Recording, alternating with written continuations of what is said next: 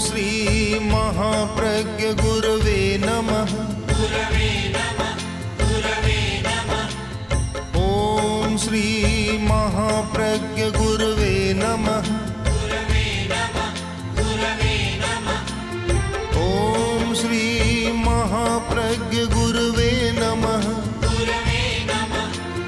ओम श्री महाप्रज्ञ गुरवे नमः। ओम श्री महाप्रज्ञ गुरवे नमः।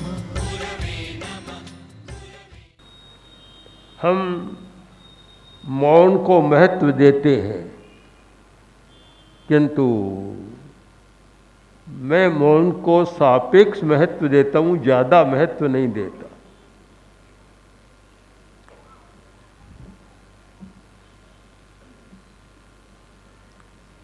बोलने का जो महत्व है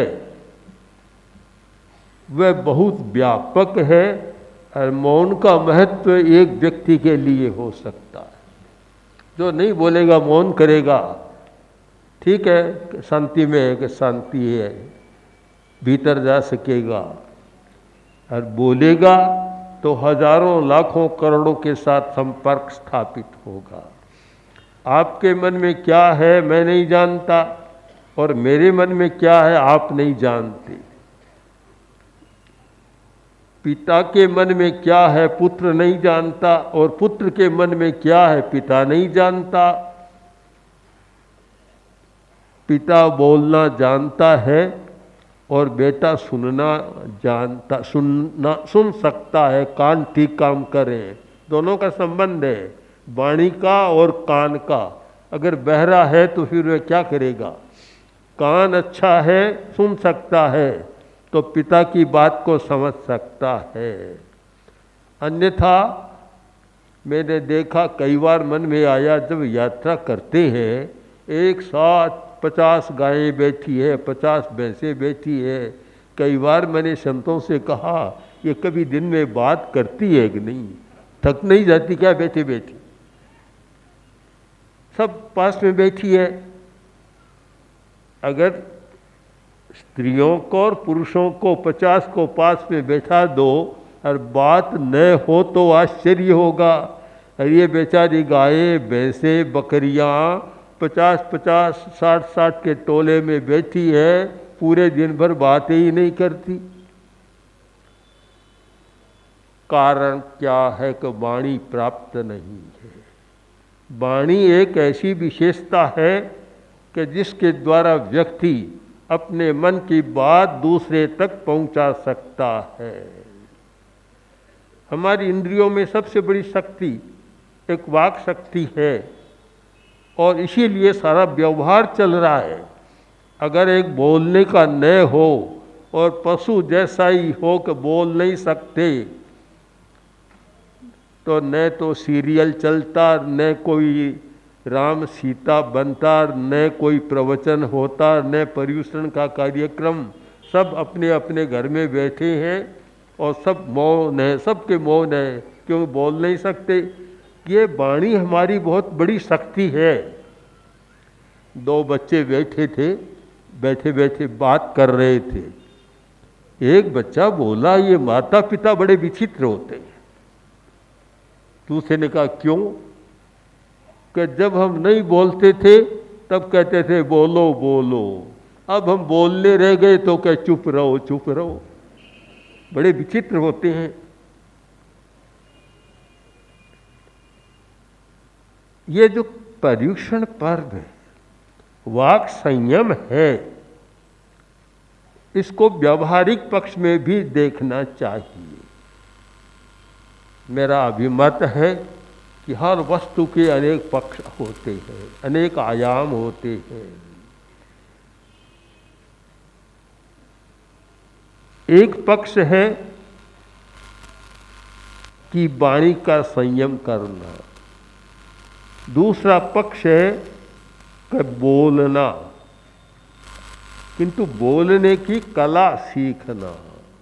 अगर हम वाणी संयम के दिन से यह सीख सकें कि बोलने की कला सीखना है, न बोले कोई विशेष बात नहीं, काम नहीं चलता, दुनिया का व्यवहार सारा बोलने पर चल रहा है।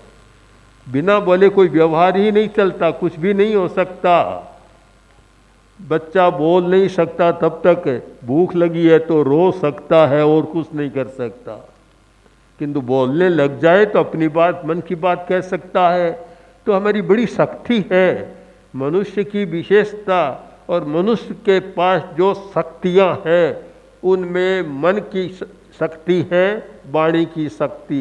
किंतु मन की शक्ति दूसरे को पता नहीं चलता। मन की बात भी कहनी है तो वाणी कहेगी। मन को भी वाणी का सहारा लेना पड़ता है, शरीर को भी वाणी का सहारा लेना पड़ता है।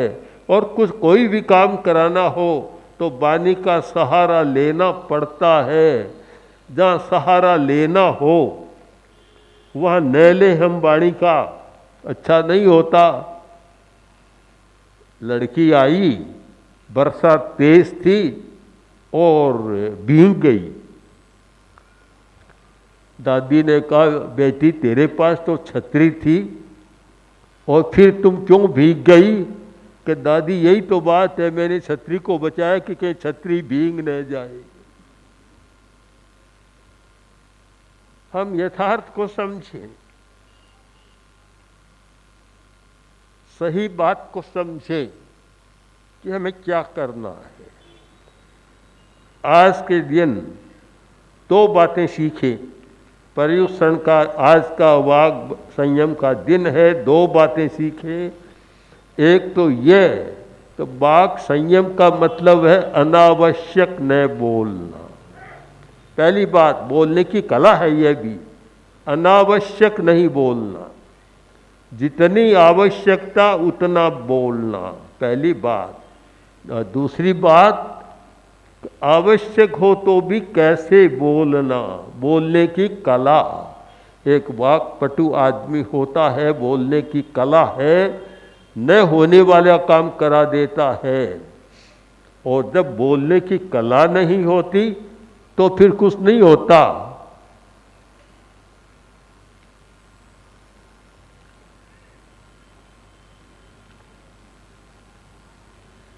बारह जी यहाँ राजस्थान में बहुत वाक्पटु कवि हुए और बोलने में बड़े माहिर होते थे, उनमें कला थी।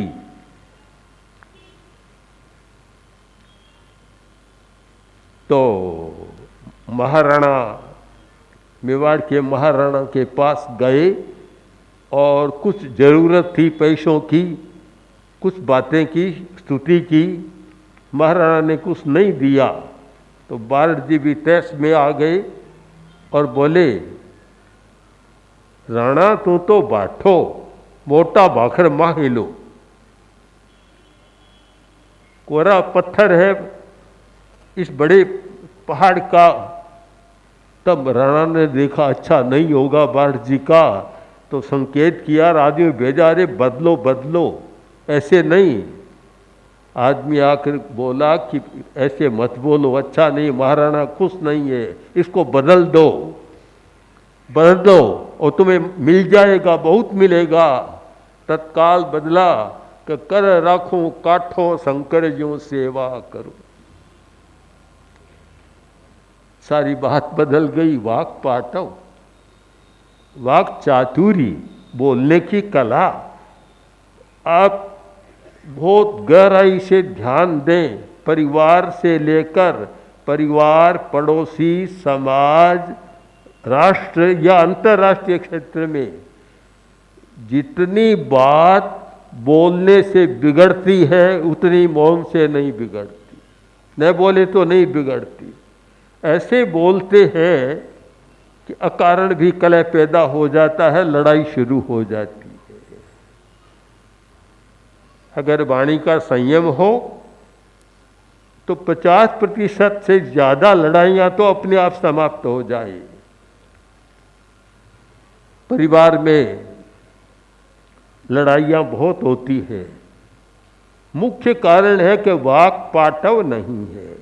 कोरा मौन जानने से काम नहीं होगा, मौन सीखे और साथ में बोलने की कला सीखें कि कैसे बोलना है, ये सीखें तो शायद लड़ाइयाँ कम हो जाएगी। जब बोलना जानते नहीं हैं तो शब्द आवेश पैदा कर देता है, तनाव पैदा कर देता है, दिमाग को गरमा देता है। एक शब्द ऐसा आता है कि लड़ाई शुरू हो जाती है। अगर बोलने की कला है तो कितना फर्क पड़ता है। प्रसिद्ध दार्शनिक, यूनान के प्रसिद्ध दार्शनिक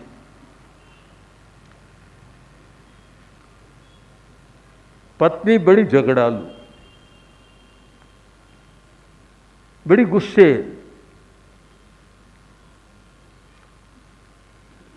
अब दार्शनिक सुकरात बातों में लग जाते, तत्व चर्चा में लग जाते, देरी हो जाती। पत्नी कहती कि कितनी देरी करते हो, भोजन का समय बीत जाता है, बड़ी समस्या होती है। शांति से सुन लेते। एक दिन देरी ज्यादा हो गई और आए और पत्नी तो उबल रही थी, बहुत बोली, इतनी गुस्से में बोली, गुस्से में इतनी आ गई कि बाल्टी पानी की पड़ी थी, उठाई बाल्टी उंडेल दी। सुकरात बोले, प्रकृति का नियम बहुत अच्छा जानती हो, मैं पहले गरजता है और फिर बरसता है। कितना अच्छा नियम जानती। शांत हो गई। बाघ पाटव, यह बाघ पाटव पर बहुत रहा। और मैं तो कभी सोचता हूँ हमारे साधु साध्वियों में भी और श्रावक समाज में भी, गृहस्थों में भी और कक्षाएं लगती है, शिविर लगते हैं। कभी कभी बाघ पाटव का शिविर लगना चाहिए कि आप बोलें कैसे, कैसे बोलें। मैंने यात्रा में कुछ बड़े व्यक्तियों को, चाहे वे राजनेता थे चाहे कोई दूसरे थे, उनसे कहा कि आप एक बात सीख लें कि बोलकर नहीं बिगाड़ेंगे तो आप ज़्यादा अच्छा काम कर सकेंगे, आप में शक्ति है। और हमारे सामने उदाहरण है सरदार पटेल का कि बोलते नहीं थे, काम बड़े से बड़ा कर लेते थे। बहुत कम बोलते थे और काम बड़ा कर लेते थे। तो न बोल, आज के दिन से आप दो बातें सीखें कि न बोलना भी सीखें कि मौन भी रहना चाहिए। मौन भी आवश्यक है, उससे भी दिमाग की शक्तियाँ संतुलित रहती है, अनावश्यक खर्च नहीं होती। तो अनावश्यक खर्चा भी नहीं करना चाहिए, किंतु आवश्यक बोलना भी चाहिए। आवश्यक और न बोले तो भी काम नहीं चलता, काम भी नहीं होता। आवश्यकता हो तब बोलना चाहिए। बस वहाँ फिर यह प्रश्न आता है कि एक तो फूहड़पन से बोलता है, एक कलापूर्ण बोलता है। बोलने की कला, वाणी का पाटव, वाणी में कुशलता, कि ऐसा बोलता है कि कभी कभी तो अग्नि पर जैसे पानी डाल दिया, उत्तेजित को भी शांत कर देता है।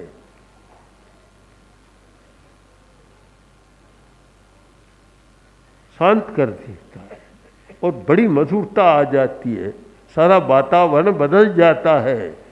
ऐसे लोगों की ज़रूरत है, ऐसे प्रशिक्षण की ज़रूरत है कि हर बात को मधुर वाणी के द्वारा शांत कर दे। मेरा विश्वास है और ये बहुत सार्थक विश्वास है कि पर्युषण में हमें कुछ न कुछ नई बातें सीखते रहना चाहिए। पर्युषण के प्रति जो उत्साह है, उमंग है, तो हमें कुछ नया सीखना भी चाहिए।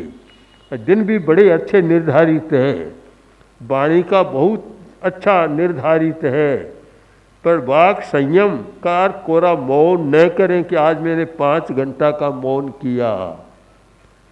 मैं तो कहता हूँ 5 घंटा का मौन मत करो, 1 घंटा कर लो कि रसोई के समय, भोजन के समय मौन। लड़ाई का अखाड़ा तो वही बनता है।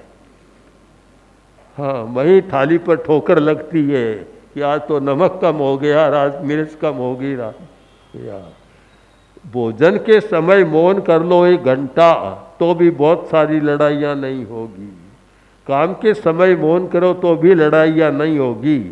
मौन भी कब करना चाहिए? अब 24 घंटा में 8 घंटा तो नींद में बीत जाते हैं लगभग, ये 15-16 घंटा का समय रहता है, उसमें भी सब मिलते नहीं है। जब मिलते हैं तब शुरू होता है, और उसी समय गर्मा गर्मी, और गर्मा गर्मी ज़्यादा या रसोई का समय होता है या और कोई समय होता है। तो आप मौन करें, बहुत आवश्यक है कि अगर हम 24 घंटा में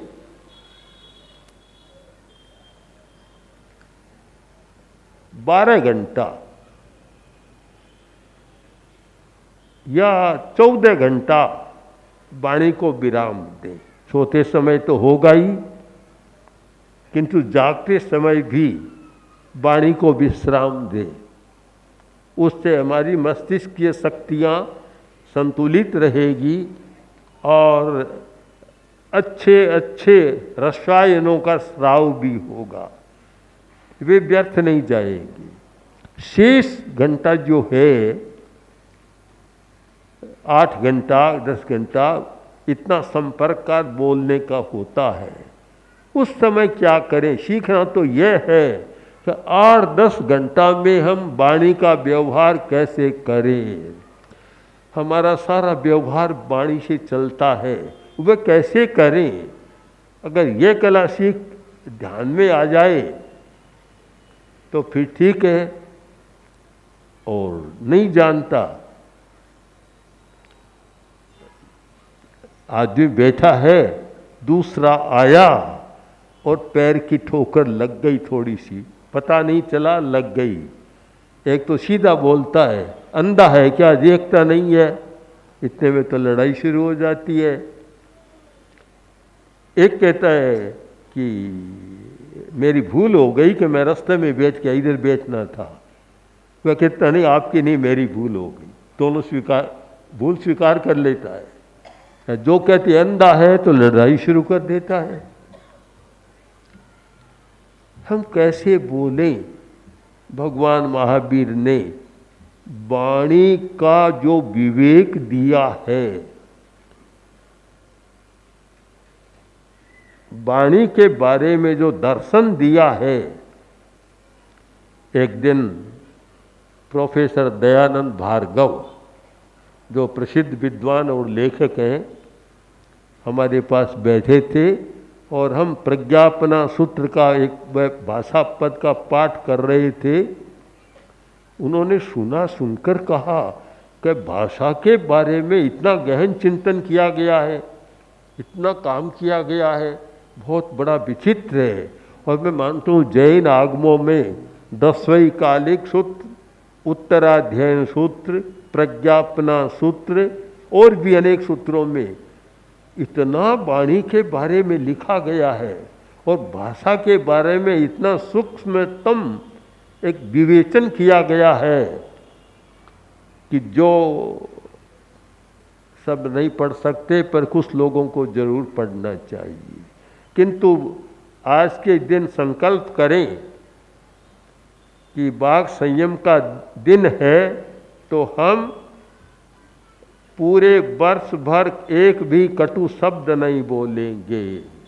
तो मानता हूँ बहुत सबसे बड़ा मौन, ये आपका सबसे बड़ा मौन है। पूरे वर्ष में हम किसी को अप्रिय, व्यंग्यात्मक या चुभने वाली बात नहीं कहेंगे। यह सबसे बड़ा मौन है। ये बोलने की कला भी मौन है। न बोलना मौन है तो बोलने की कला भी मौन है। तो अब मुझे लंबा नहीं चलना चाहिए, इतना भी कहना चाहिए था या नहीं, क्योंकि वाणी संयम का है, तो इतना भी मैं क्यों कहूँ, फिर भी कुछ कह दिया। और अब तो वाक संयम करना ही चाहिए। मैं तो वाक संयम ही कर रहा था, इतनी देर घंटों तक मौन में था, अपना काम कर रहा था।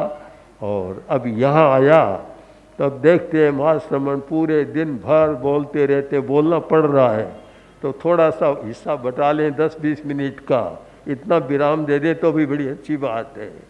तो वह 10-20 मिनट का विराम मैंने दे दिया, नहीं तो और इनको बोलना पड़ता।